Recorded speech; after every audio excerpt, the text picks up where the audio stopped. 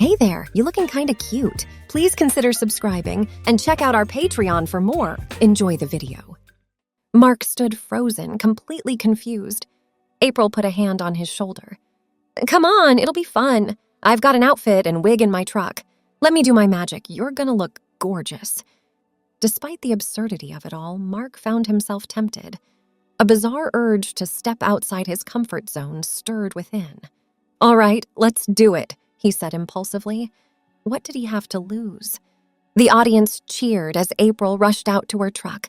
She returned carrying a blonde wig, a red dress, and makeup kit. Take a seat, darling, she told Mark, guiding him to a chair. By the time I'm done, no one's gonna recognize you. Mark closed his eyes and let April work her magic. He felt brushstrokes on his face, the tickle of the wig.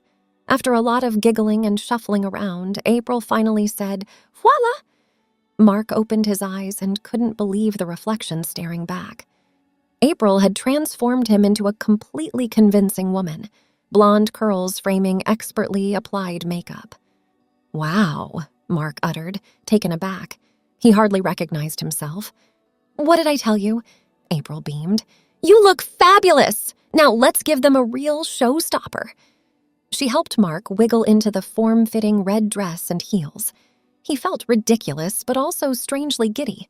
Stepping back on stage, Mark was greeted by shocked gasps that quickly gave way to riotous applause. He bashfully curtsied, getting into character.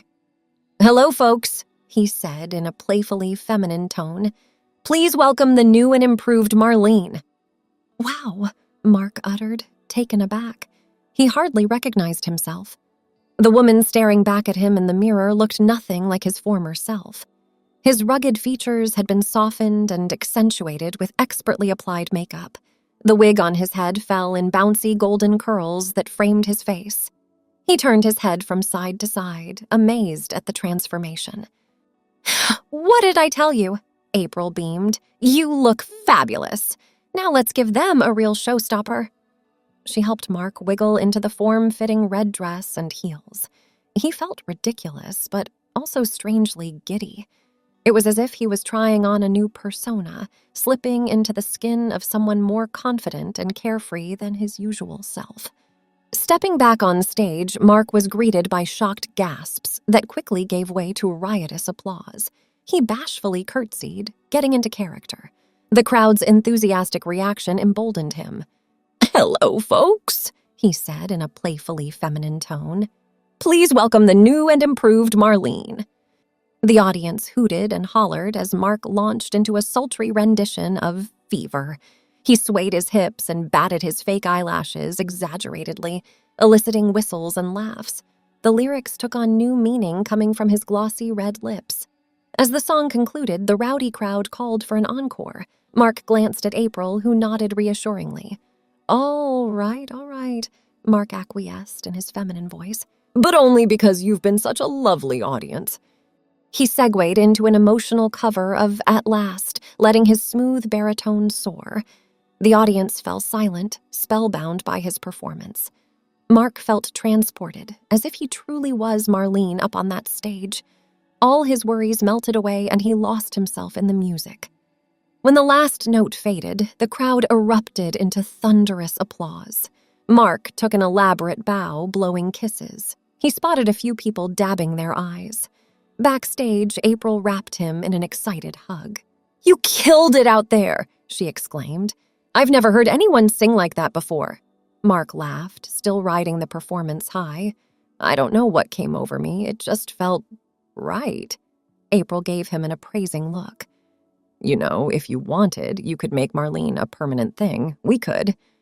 Mark hesitated, the idea striking both fear and temptation into his heart. It seemed crazy, but also deeply alluring. For the first time in ages, he felt free on that stage, unburdened by other people's expectations. Still, the thought of fully embracing this new identity was daunting. I'll have to think on it, he replied carefully.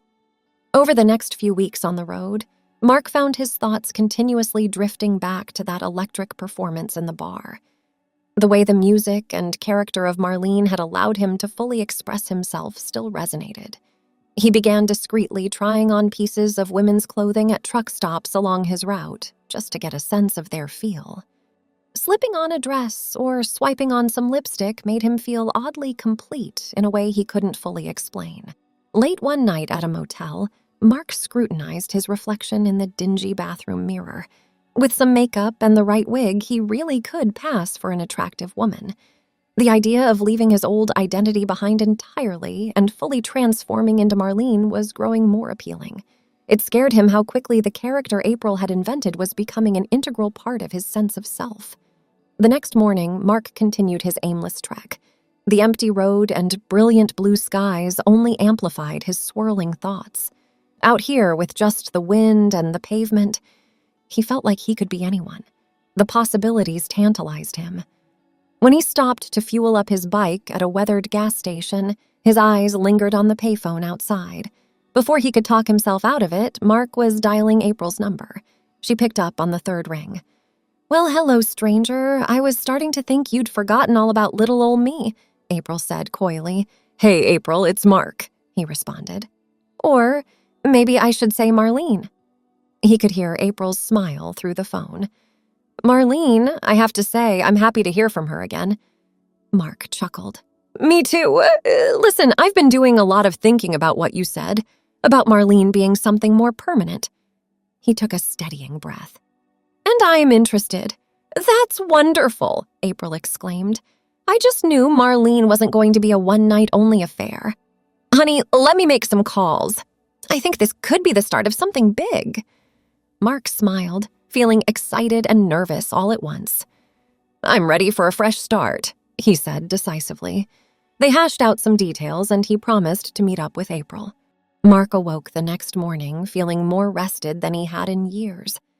For the first time since leaving Barbara, he felt a sense of excitement and possibility about the future. As he stared up at the motel room ceiling, memories of the previous night came flooding back. The thrill of transforming into Marlene, stepping on stage beside April, singing his heart out in a smoky dive bar. It had been the most fun he'd had in ages. Swinging his legs off the lumpy mattress, Mark smiled to himself. He knew one night of freedom wasn't enough. He wanted more. Walking to the dingy bathroom, he caught a glimpse of himself in the cracked mirror. The wig was tangled, makeup smudged, but he still felt beautiful. Mark cleaned himself up as best he could, then rifled through his duffel bag for the least dirty clothes he could find. Slipping on a faded pair of jeans and his motorcycle jacket, he headed out to find April. She had mentioned crashing at a friend's place just down the street. After checking a couple run-down houses, he spotted her exiting a peeling blue bungalow. "April," Mark called, picking up his pace. She turned, flashing a brilliant smile. "Well, hey there, Marlene. Couldn't stay away, could you?" Mark laughed. "You got me. I had the best time last night. Wanted to see if you were up for round 2? April linked her arm through Mark's. "I'd love nothing more. Let's go shopping first, though. Find you something fabulous to wear." Mark felt a rush of excitement. "Really? You'd do that for me?" April squeezed his arm. "Of course, girl. Us ladies have to stick together." They spent the morning drifting in and out of colorful little boutiques. April coaxed Mark to try on various dresses, skirts, blouses, selecting items that accentuated his feminine figure. Mark eyed himself in the mirror after each outfit change, scarcely recognizing the woman gazing back. By early afternoon, he had a whole new wardrobe. April even bought him a stylish platinum blonde wig that framed his face in soft curls. Mark couldn't stop smiling. He hadn't felt this happy in ages. Back at April's friend's house, she helped Mark get ready, carefully applying makeup, adjusting the wig just so. When she had finished, Mark stared at his reflection, mouth agape. The person looking back was a stranger. Beautiful, confident, alluring. "I'm Marlene now," he whispered. April squeezed his hand. "You certainly are, darling." They arrived at the dive bar as the sun was setting, casting the parking lot in hues of orange and pink. Mark confidently strode inside on April's arm, head held high. The bartender raised an eyebrow. "Well, look what the cat dragged in. Who's your lovely friend, April?" "This is Marlene. Ain't she a knockout?" April said with a wink. Mark smiled, relaxing into his new persona. They took the stage and launched into their set. Mark sang with even more passion than the night before, letting Marlene take over. She shimmied and twirled, hair flying, lost in the music. The sparse crowd whooped and cheered. After the show, Mark and April sat at the bar chatting over drinks. Mark couldn't remember the last time he had felt so free. April was funny, kind, beautiful. They talked for hours about music, art, life on the road.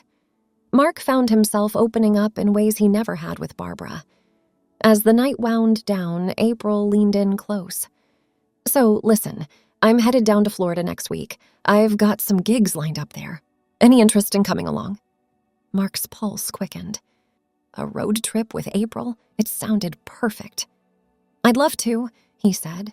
April's face lit up. "Yeah, awesome. We're going to have the best time." Over the next few days, Mark and April prepped for their trip south. Mark took his Harley into the shop for a tune-up, while April lined up more gigs along the way. "We're going to sing our hearts out all over the Gulf Coast," she told Mark excitedly. He couldn't wait. Finally, the day came to hit the road. As Mark strapped his bag onto his bike, April gave him a sly smile. "I got you a little something."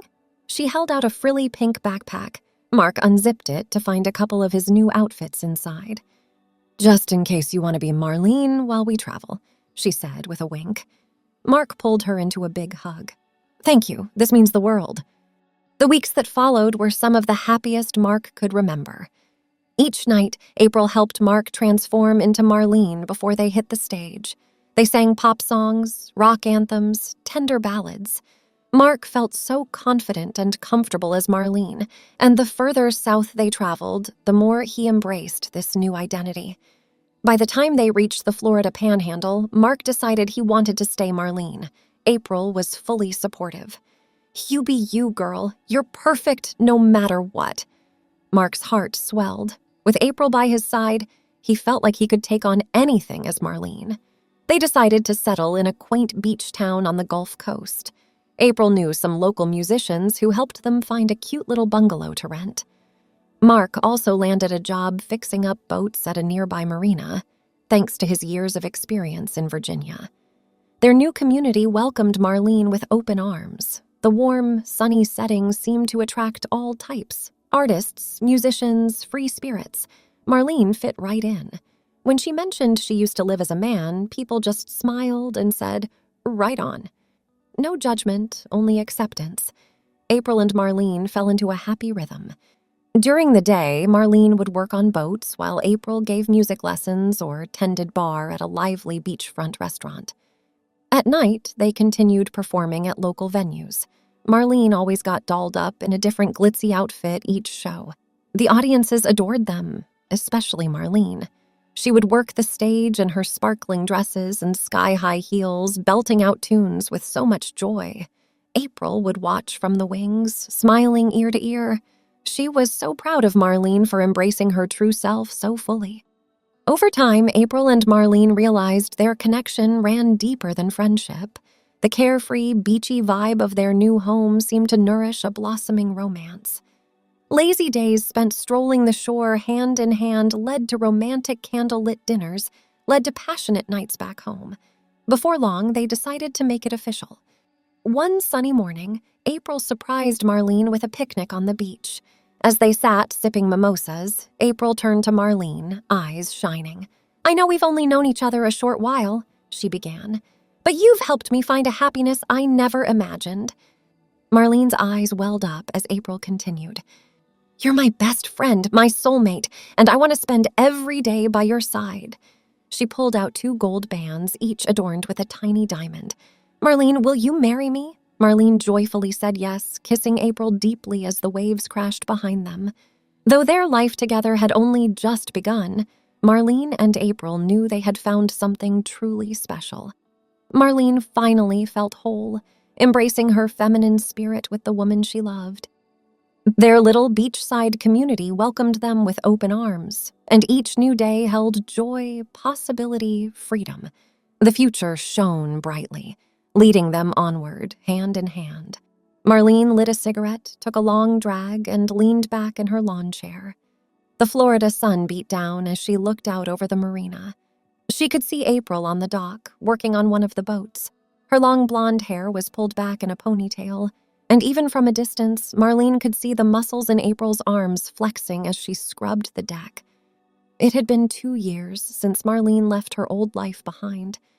Some days it felt like another lifetime, like the person she had been ceased to exist. Other days, the memories came flooding back in technicolor detail, the fights, the tears, the growing sense of desperation that led her to pack her bags that night and just start driving. Leaving was the hardest thing she had ever done, but also the most freeing. For the first time in decades, she was living life on her own terms. The screen door creaked open and April came over, dripping wet but smiling. "Hey girl, can you give me a hand? I want to get this boat done before happy hour at the tiki bar." Marlene smiled and put out her cigarette. "Let me get changed and I'll be right down." She slipped into her bikini, pulled her hair up, and headed down to the docks. She and April made quick work of the boat, laughing and chatting as they sprayed down the deck and polished the chrome. Afterwards, they rinsed off with a splash fight that left them both soaked. The sun started dipping low over the water as they walked back to the house to get ready for the evening. Marlene always took a little extra time getting ready when they went out. She loved the ritual of it, laying out the makeup and trying different outfits. She finally decided on a floral sundress and strappy sandals. As she put the finishing touches on her lipstick, there was a knock at the front door. "Can you get that?" she called out to April. "I'll be right there." When she walked into the living room a moment later, April was seated on the couch next to a petite brunette Marlene didn't recognize. The woman stood up as Marlene entered. "Hi there, are you Marlene Barnes?" the woman asked. She had a friendly smile, but her dark brown eyes were serious. "That's me," said Marlene, feeling suddenly self-conscious. "And you are—" "My name is Sheila Oakes. I'm a private investigator." She pulled a business card out of her pocket and handed it to Marlene. "I apologize for just showing up like this unannounced, but your wife hired me to find you." Marlene's mouth went dry. She sank down onto the couch beside April, her head spinning. My wife," she stammered. The room started to tilt. April grabbed her hand, steadying her. "Just take a deep breath," said Sheila gently. "I know this must be shocking. Barbara just wants closure. She asked me to serve you with divorce papers." Sheila opened up her briefcase and took out a manila envelope. She handed it to Marlene, who took it with shaking hands. "There's no rush. You can look those over with your lawyer whenever you're ready. Barbara has already signed. She is also requesting power of attorney to take care of selling the house and other joint assets." Marlene nodded mutely, unable to form words. The envelope felt heavy in her hands. After a long silence, Sheila spoke again. "I know this is a lot to process. Take your time. When you're ready, just sign the documents and send them back to my office in the envelope provided. I'll make sure your wife gets them." Sheila stood up and smoothed her blazer. "I should get going. Again, I'm sorry for just showing up like this. I wanted to handle this as gently as possible." Marlene looked up at her with tear-filled eyes. "Please tell Barb I'm grateful for the good times we shared," she said softly. "I wish her the very best." Sheila gave her a sympathetic smile. "I will pass that along. Take care of yourself, Marlene." And with that, she was gone, leaving Marlene reeling in her wake. As soon as the door clicked shut, Marlene collapsed into April's arms, finally letting the tears fall. April just held her, stroking her hair as the sobs racked her body. "Shh, it's okay, just let it out," April whispered. They stayed like that for a long time until Marlene's tears finally subsided. When she pulled back, April gently wiped the mascara from under her eyes. "Why don't you go wash your face? I'll make us some tea." Marlene nodded and shuffled to the bathroom, moving like she was in a dream. She avoided the mirror, not ready to see her ruined makeup. With shaking hands, she washed the black streaks from her cheeks, erasing all evidence of the evening she had planned. The happiness she'd felt just an hour earlier now seemed like a lifetime ago. When she came back out, April was waiting with 2 steaming mugs. Marlene curled up on the couch and took a sip of the soothing liquid. The warmth spread through her chest. "Do you want to talk about it?" April asked gently. Marlene sighed. "I don't know, I wasn't prepared to deal with this today. I thought I'd closed that chapter of my life for good." "I know, babe," said April, taking her hand again. "Whatever happens next, we'll get through it together." Marlene managed a small smile. "You're right, I've got you now. That's all that matters." She took another sip of tea. "I think I just need some time to process, but I don't want to think about it anymore tonight." April squeezed her hand. "Then we won't. Why don't we watch a movie and order takeout? We can veg out on the couch like we used to in the old days." Marlene felt a rush of gratitude for this incredible woman sitting beside her. For the first time since Sheila had shown up, she felt herself start to relax. "That sounds perfect," she said, leaning her head on April's shoulder. April grabbed the remote and started flipping through channels. She finally landed on an old romantic comedy they both loved. As the opening credits rolled, April got up to order food. Soon, the smell of hot pizza filled the little beach cottage. Marlene found herself getting lost in the familiar movie, laughing at the jokes she could recite by heart. With April by her side, everything else faded away. Over slices of gooey pizza, their conversation flowed easily to lighter topics. Plans for the weekend, funny customer stories from the bar, neighborhood gossip. Marlene felt the dark cloud over her head start to lift. By the time the credits rolled, she was full, content, and emotionally spent. As she got up to clear the empty takeout boxes, April stopped her. "Leave it. You go get ready for bed. I'll clean up." Too tired to argue, Marlene shuffled off, washing her face and changing into pajamas. As she crawled under the covers, April appeared and climbed in beside her. In the dark, Marlene rolled over and nestled against April's chest. Strong arms enveloped her, holding her close. "Thank you for tonight," Marlene whispered. "I don't know what I'd do without you." April pressed a kiss to her forehead. "You'll never have to find out. Now get some rest, beautiful. Everything will look better in the morning." Marlene believed her. With April's arms around her, she felt like she could face anything. Within minutes, she drifted off to sleep. Thanks for watching. Check out Patreon if you want to have early access to the other parts. If not, it will be online in a couple of days.